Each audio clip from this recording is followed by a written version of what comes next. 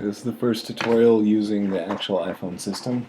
Um, First, we're going to go into Xcode, and if you open it up, it's going to ask you if you want to open a project or start a new project. You'll have a different menu. I have a lot of things on my machine that I can't actually open that menu to show you, but it's really easy to find the button. As soon as you hit Start New Project, you'll be greeted with this screen, and if you're in Xcode 4, you'll be greeted with a very similar screen. On the left, you're going to make sure it's under iOS, and then click on Application. And we're going to start with a view-based application, which is just an iPhone application. And make sure this says iPhone down here. And it's going to have a little white, a rather grayish white view in front of it. I'm going to give it a name.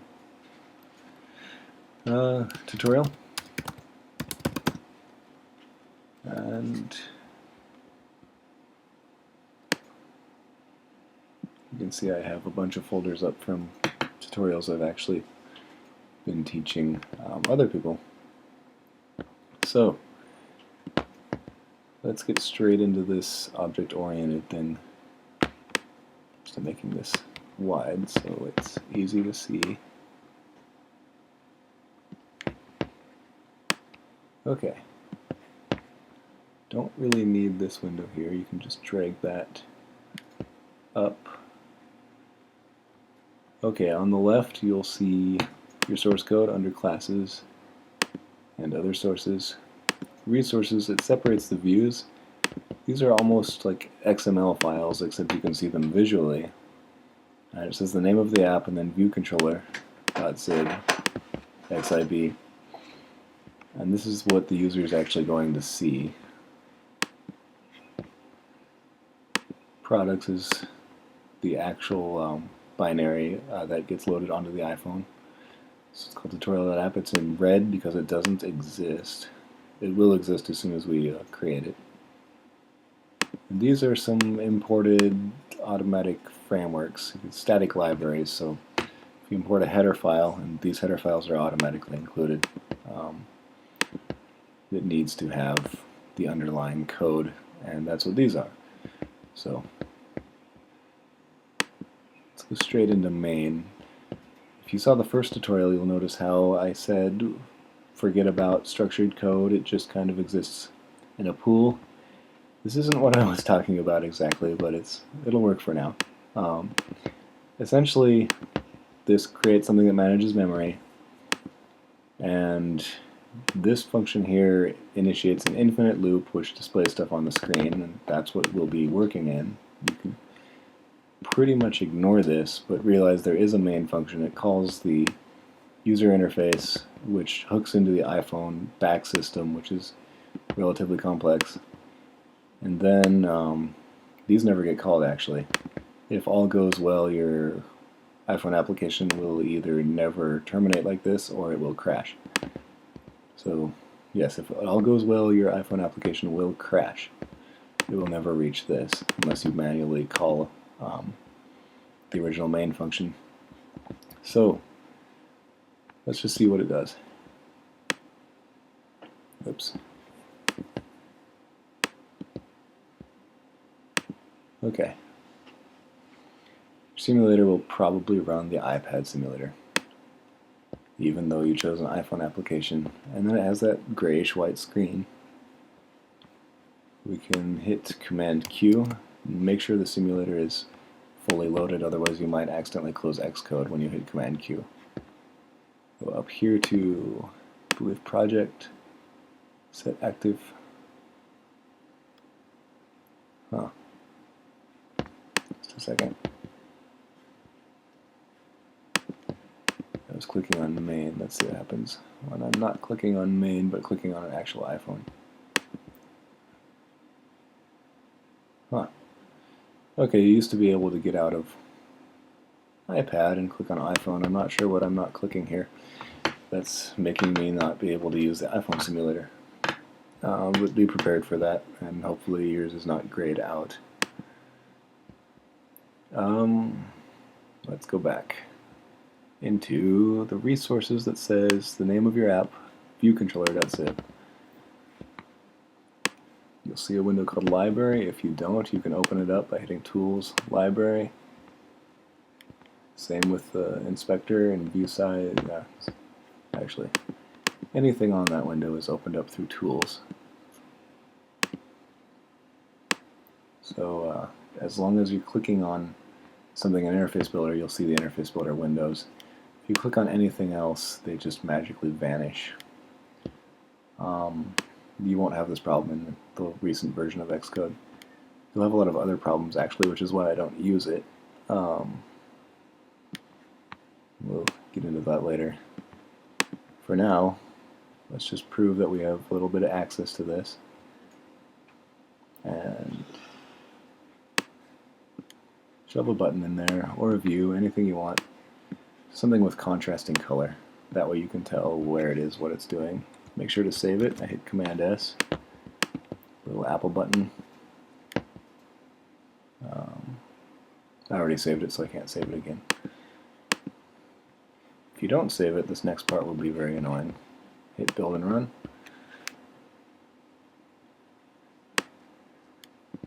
You can see the little button. It even moves. Okay, so why did I do that? Very simple. There's two ways to create objects. One way is to load it directly in Interface Builder, and this creates an object that's a button that will exist up until you tell it not to exist. And there's a way to communicate with objects in Interface Builder. There's another way, which in code, remember how I said view.didLoad will become important? So, let's go back to this UI application main function. What does this do? First it calls the window, and the window is essentially a container. Literally, you'll probably only create a window for every device that you display on. So if you display on a TV and an iPhone, you'll create two, one for the iPhone, one for the TV. Otherwise, you will only have one window, and that's just for the iPhone. So the window is created in the app delegate. The app delegate is an object that almost sits in the background, and it contains reactions to, like when the application finished launching, I'm going to create the window essentially, or the view that you actually see. And then it also responds to shakes, and it's basically something that receives messages from the system itself, which is why it's called the application delegate. The application is the delegate of the system, at least until you change it. And it receives all these messages, and this just means the user's going to hit the home button, which is the little button that closes applications, but all it really does is put them in the background. And then this gets called after your application gets hit in the background. You can guess what this one does. Enter foreground means goes back into the foreground. Application did become active. In fact, they actually tell you what they do in these comments right here.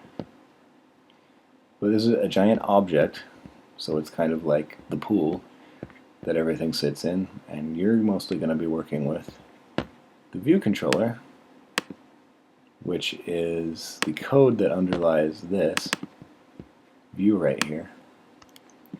So since this is just a view, you'll have to have a separate piece of code that handles input. So when you click on this and move it around when it's actually running anyway, the view controller is what takes that input. So this is the object you are swimming in. It's like a pool inside of a pool, or rather the floating toy on top of the pool, and that was the wrong function to uncomment. Okay, view did load. After this quick intro to the iPhone, I'm actually going to go straight into objects because I do not expect you to know what super view did load does. This might look familiar. It looks like a function prototype. If I were to write the C equivalent, that would be void returns nothing. View did load. It takes no parameters. And that would be the prototype in C. Essentially, it's a function that a structure can have. We'll get into that later. For now, just know that this makes sure everything's displayed. And then if I wanted to create a button, you're going to become really familiar with this in the future. UI button. a button equals UI button, button with type. Let's see. UI button type rounded rect. If I did custom, it would be invisible. Rounded rect is that white type that we saw. We'll get more into this later. I'm going to show you the two ways of creating objects so you know why knowing how objects work is so important. So,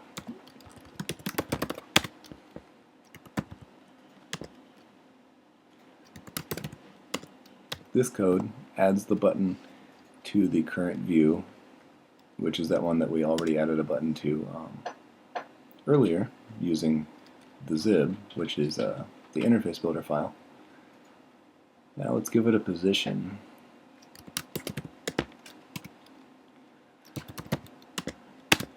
Like algebra, you use x and y the same way you use in algebra, except the 0, 0 starts in the upper left. You have to use these special functions because of the way structures work. In fact, this is a structure. So I need to create one, and if the iPhone is, let's see, screen resolution on the iPhone, it's near 300. I can't believe I forgot. I have this memorized too. Just apparently not right now.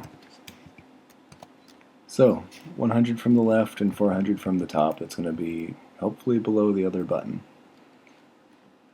Let's see what happens. So after it loads, create a button, add it to the subview, and position it center bottom. In fact, I'm just going to go a little bit higher. Okay. And all these other functions get called when they need to. I said it's just a lazy function. It literally receives messages. So it handles functions basically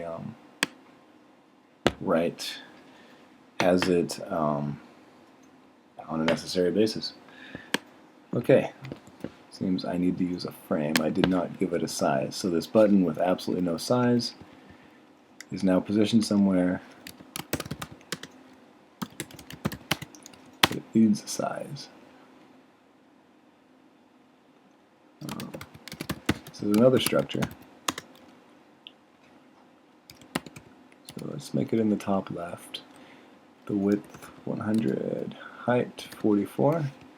44 is actually the minimum height and width you can make a button, because the iPhone guidelines state that the finger can't really easily hit anything that is smaller pixel-wise, and put that above moving into the center, otherwise it will be in the upper left because it does exactly what we tell it to do in the order that we tell it to do. So if we say go into the upper left, move yourself, that's what it'll do. But if you say move yourself and then go into the upper left, it's just going to stay in the upper left.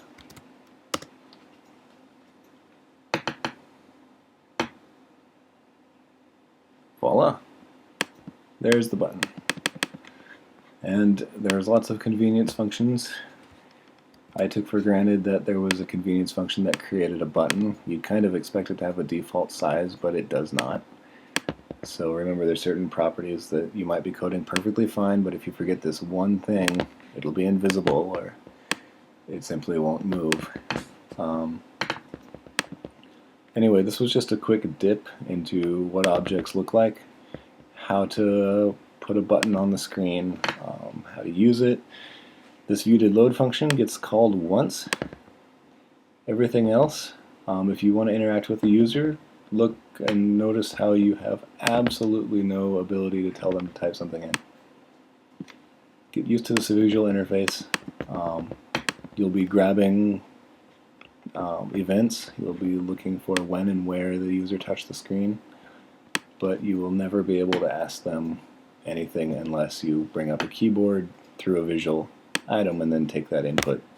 And that is a text object. Essentially a special type of string. So, very important you know that